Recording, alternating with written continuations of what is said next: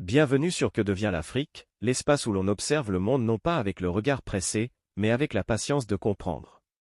Le Mali amorce un virage inédit, un code minier remodelé, 1 milliard récupéré, et l'ambition de faire de ses sous-sols la fondation de son futur. Dans un paysage longtemps façonné par des accords figés, une nouvelle dynamique s'installe audacieuse, stratégique, discutée. Restez avec nous, car derrière la richesse qui dort sous terre, Nounkane met en lumière les promesses, les défis et les attentes d'un peuple qui espère enfin voir l'or briller à hauteur de ses rêves. Au Mali, un tournant majeur vient d'être franchi dans la gestion des ressources naturelles. Les autorités annoncent avoir récupéré 1,2 milliard de dollars d'arriérés auprès des compagnies minières après l'entrée en vigueur du nouveau code minier. Une somme colossale, l'une des plus importantes jamais réclamées à ces secteurs stratégiques qui confirme la volonté de l'État malien de reprendre la main sur une industrie essentielle pour l'économie nationale. Cette opération de recouvrement est le résultat d'un audit lancé début 2023 qui avait révélé d'importants manquements financiers. Pour comprendre les implications économiques de cette réforme, notamment la hausse des redevances, la nouvelle participation de l'État dans les sociétés minières et la suppression des clauses de stabilité. Je pense qu'à long terme, la grande avancée du nouveau code et de tout ce qu'il y a autour, c'est ce qu'on appelle le contenu local. Désormais, les compagnies minières, les majors qui opèrent au Mali ont l'obligation d'employer et de faire des achats et de faire beaucoup de transactions avec des entreprises maliennes, avec des nationaux, avec des sociétés localement installées. Donc, ça oblige les compagnies à faire en sorte que l'économie locale tourne, qu'il y ait une certaine expertise au niveau local et que de par la capacité des mines d'injecter de l'argent, les sociétés minières et, disons, les sociétés privées qui sont autour puissent en profiter. Mais au-delà des enjeux techniques, cette réforme suscite des réactions sur le terrain. Entre satisfaction et attente, les Maliens mesurent ce que pourrait représenter ces recouvrements records pour le développement du pays. Franchement, depuis des années, nous attendons parler des ressources minières et depuis, nous ne voyons pas des retombées. Si l'État arrive à récupérer tout cet argent, ça permettra au pays de trouver de bonnes routes, des hôpitaux, des écoles et plein d'autres pour le développement du Mali. Cet argent doit d'abord être investi dans la sécurité. Bien sûr, l'autosuffisance alimentaire, l'école, les routes ou encore les hôpitaux sont essentiels. Mais aucune de ces priorités ne peut avancer sans un environnement sécurisé. La sécurité, c'est la base. Et c'est là que l'effort doit être porté en premier. Ça montre que le Mali commence à mieux contrôler leurs ressources. Je pense que si ces milliards sont bien utilisés, ça peut changer beaucoup de choses. Eau, électricité, sécurité. L'essentiel est que ça ne reste pas que des annonces, que ça se ressente sur le terrain. Avec ces recouvrements inédits et l'entrée en vigueur du nouveau code minier, le Mali ouvre une nouvelle page dans la gestion des richesses naturelles. En renforçant la transparence, en augmentant la part de l'État dans les contrats et en sécurisant les revenus supplémentaires de plusieurs centaines de millions de dollars. Le pays se donne les moyens de mieux financer ses priorités nationales.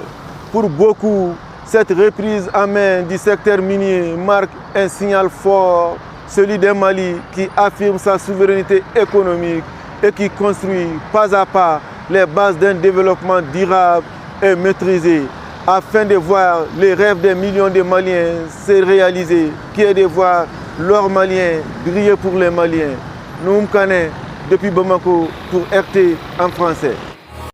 Au Mali, l'histoire s'écrit souvent à l'encre de la résilience, sur un papier brûlé par l'épreuve, et sous une lumière tamisée par l'espoir. Pourtant, à l'annonce du recouvrement de 1,2 milliard de dollars auprès des compagnies minières, un souffle nouveau semble traverser le Sahel comme une rumeur de renaissance. Les mots du journaliste malien Nounkane résonnent alors comme un gong politique, une alerte économique et une promesse nationale, un tournant majeur a été franchi. Ces mots ne se contentent pas d'informer, ils marquent, ils signalent, ils interpellent. Dans cette voie journalistique, c'est la voix collective de tout un peuple qui cherche à se dresser, à s'affirmer, à reprendre place à la table où se négocie son destin. Cette voix vivante, qui serpente entre les lignes, rappelle que l'Afrique n'est pas condamnée à subir, mais destinée à choisir, à penser, à s'élever. Elle murmure, nous avons dormi longtemps, mais la sagesse nous réveille. Pendant des décennies, le Mali a observé leur quitter son sol, mais la prospérité rarement frappé à sa porte.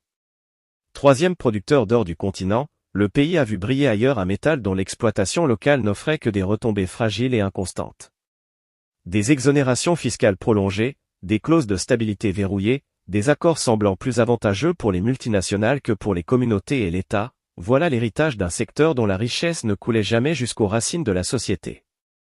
C'est dans ce déséquilibre historique qu'émerge le nouveau code minier adopté en 2023, non pas pour simplement recalculer des chiffres, mais pour réécrire les règles, pour redresser la balance, transformer l'extraction en développement, la dépendance en stratégie, le destin subi en choix assumé. À chaque contrat renégocié, une question s'impose, simple et immuable, quelle leçon l'Afrique doit-elle tirer de son expérience minière? Que la richesse non maîtrisée n'est qu'une illusion. Que l'économie ne se construit pas sur les espoirs, mais sur les décisions.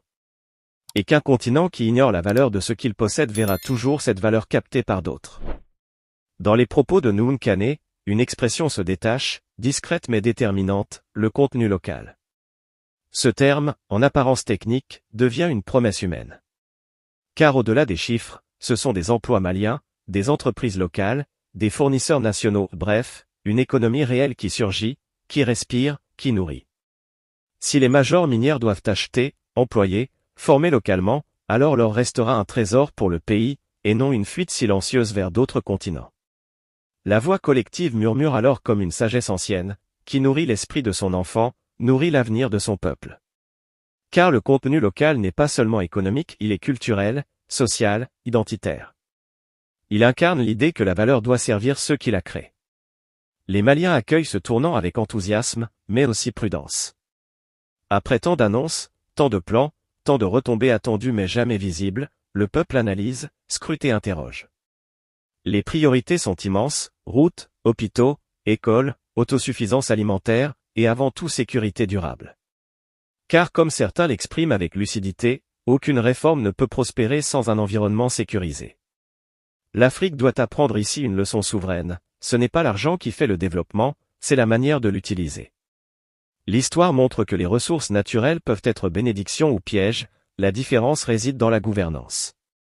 Une gestion éclairée, transparente et collective devient la pierre angulaire d'un avenir durable. Ce recouvrement n'est pas seulement financier, il est symbolique. Il signifie que le Mali n'est plus spectateur passif de ses richesses, mais acteur majeur de son destin économique. C'est un message adressé au monde, l'Afrique n'est plus un champ d'extraction, elle est un interlocuteur qui négocie. C'est un message adressé aux citoyens, votre vigilance compte, votre avenir se construit. Et c'est surtout un message adressé à l'histoire, nous ne répéterons plus les erreurs qui ont entravé nos parents. La voix vivante souffle encore, nous ne marchons plus dans l'ombre des décisions étrangères. Nous avançons à la lumière de nos choix. Ce tournant économique n'est pas un aboutissement, c'est un commencement. Il appelle à la responsabilité collective, à la transparence publique, à la vigilance citoyenne. L'avenir n'est pas écrit, il se construit. Et comme le rappelle un proverbe africain, le fleuve qui ignore sa source se perd dans le sable. L'événement malien ne demeure pas un fait isolé, il s'inscrit dans une dynamique subtile mais profonde, où l'Afrique semble réexaminer les chapitres les plus sensibles de son histoire contemporaine, celle de ses richesses exploitées plus qu'explorées, extraites plus que partagées, célébrées ailleurs plus que valorisées sur place. Le Mali, en reprenant la main sur son or, pose une interrogation silencieuse mais puissante au reste du continent, combien de nations africaines possèdent tout, mais ne récoltent presque rien?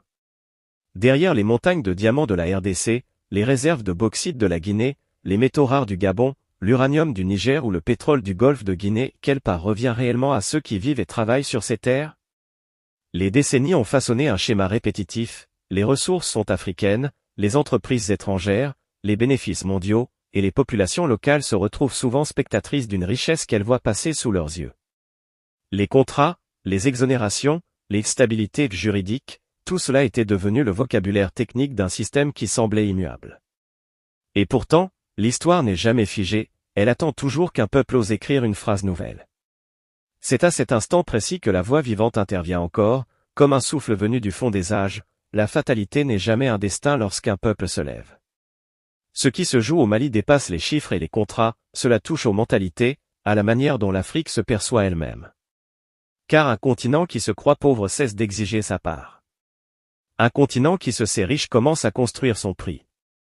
Le nouveau code minier du Mali s'érige alors comme un miroir tendu au reste du continent, il rappelle que la souveraineté n'est pas donnée, elle se conquiert, elle se protège, elle se prouve. Et dans cette épreuve, l'Afrique doit tirer une leçon majeure, l'indépendance politique n'a de sens que si elle s'accompagne d'une maîtrise économique.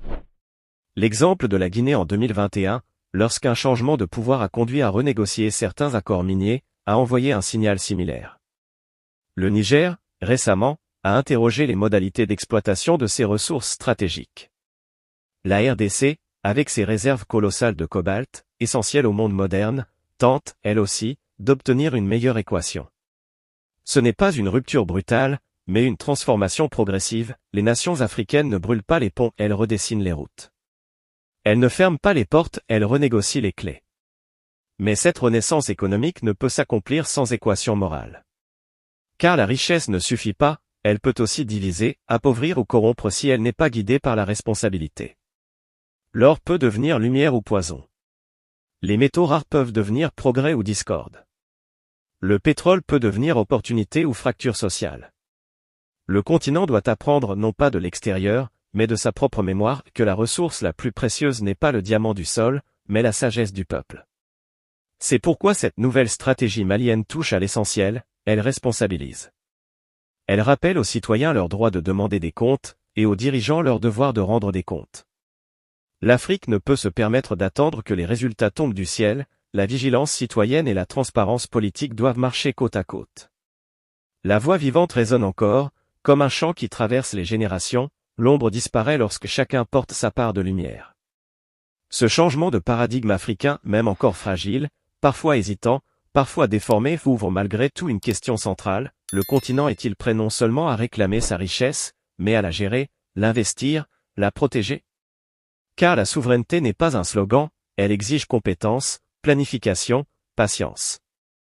Elle exige aussi solidarité entre nations africaines, afin de ne plus négocier isolément, avec les fragilités que cela engendre, mais d'avancer ensemble avec l'assurance qu'offre la cohésion.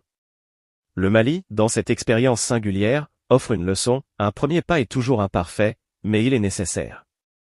Si les milliards récupérés sont investis dans la sécurité, l'éducation, les infrastructures, l'agriculture et les compétences, alors la pierre angulaire d'un développement vrai sera posée. Et si ces richesses servent à former les jeunes, à financer l'innovation, à soutenir les petites et moyennes entreprises, alors le continent passera du statut de fournisseur de matières premières à celui de créateur de valeur. Ce jour-là, l'Afrique cessera d'être le berceau du monde pour devenir l'atelier du futur. Cette perspective n'est pas naïve, elle exige discipline et volonté. Elle demande que chaque citoyen comprenne son rôle dans cette transformation. La voix vivante, encore une fois, porte un message à la fois doux et ferme, on ne confie pas la jarre d'eau à celui qui ignore la valeur de la soif. La souveraineté économique demande maturité, car elle est à la fois promesse et épreuve. En conclusion, ce qui se joue aujourd'hui au Mali n'appartient pas qu'au Mali. C'est un récit africain, une page qui peut inspirer d'autres pages, un mouvement dont l'élan ne doit pas s'essouffler. L'avenir du continent dépend de trois forces, la sagesse de ses décisions, la vigilance de son peuple et la responsabilité de ses dirigeants. Et comme le rappelle un proverbe africain, c'est en ramassant les pierres une à une que l'on bâtit une demeure solide.